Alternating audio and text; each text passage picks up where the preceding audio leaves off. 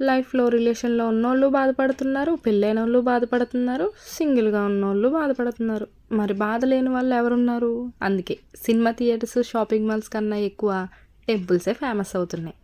ఏం జరిగినా ఏడ్చే స్టేజ్ నుంచి ఏం జరిగినా పర్లేదు చూసుకుందాం అనే స్టేజ్కి వచ్చాను. సర్లే కానీ ఇప్పుడు ఈ సోదంతా ఎందుకు అనుకుంటున్నారా? చెప్తాను. అమ్మాయిలందరూ గెట్ రెడీ వీడియోలు చేసుకుంటుంటే నేను మాత్రం టెంపుల్ చుట్టూ తిరుగుతున్నా. అన్నీ ఉన్నోడు గుడికొచ్చి ఇంకా కావాలని అడిగేవాళ్ళు కొందరైతే, ఏం లేకపోయినా పీస్ ఆఫ్ మైండ్ ఉంటే చాలని అడిగేవాళ్ళు కొంతమంది. ఆ మందిలో నేను ఒకదాన్ని. అందుకే దేవుడా కొద్దిగా పీస్ ఆఫ్ మైండ్ ఇవ్వు అని అడగడానికి దర్గాకు వచ్చాను. ఫ్రీ బస్ ఎక్కి పీస్ లేని ప్రయాణం చేసి మళ్ళీ ఆ పీసే కావాలని అడగడానికి వచ్చాను. అదేంటో తెలియదు కానీ టెంపుల్స్కి వస్తే ఆ డివోషనల్ వైబే వేరుంటుంది కదా. ఈ ఎండలో నడుస్తూ వెళ్తుంటే నాకు బ్యాక్ డ్రాప్లో ఒక సాంగ్ అయితే రన్ అవుతుంది.